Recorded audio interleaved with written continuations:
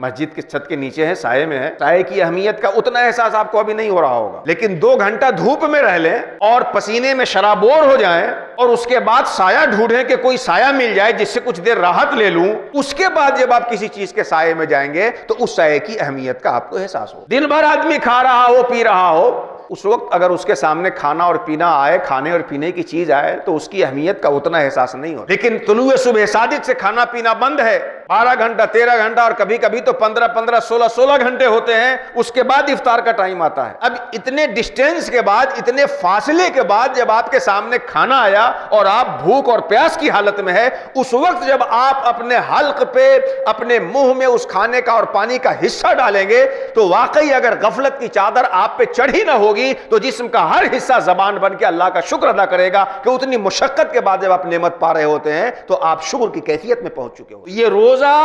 ہمیں شکر بھی سکھاتا ہے۔ بھوکے رہ کر کے جب اللہ کی نعمت کو افطار کے وقت کھائیں گے تو آپ شکر کی نعمت سے دوچار ہوں گے، اور انسان اگر شکر کر لے اپنے رب کا، شاکر ہو جائے اپنے رب کا، تب تو یہیں سے اس کا اپنے رب سے رشتہ مضبوط ہونا شروع ہو جاتا ہے۔ کیونکہ شیطان جب مردود ہو کے آیا تو اس نے یہی کہا کہ ثم لیاتینہم، ہم تیرے بندوں کے پاس جائیں گے دائیں سے بائیں سے، فلا تجد اکثرہم شاکرین، تو اپنے بندوں میں سے اکثر کو شاکر نہ پاؤ گے۔ شیطان سب سے پہلے بندے کو ناشکرہ بناتا ہے، پھر اللہ کی معصیت میں مبتلا کرتا ہے، اور یہ روزہ ہمیں اللہ کی نعمتوں کا شکر کرنا سکھاتا ہے۔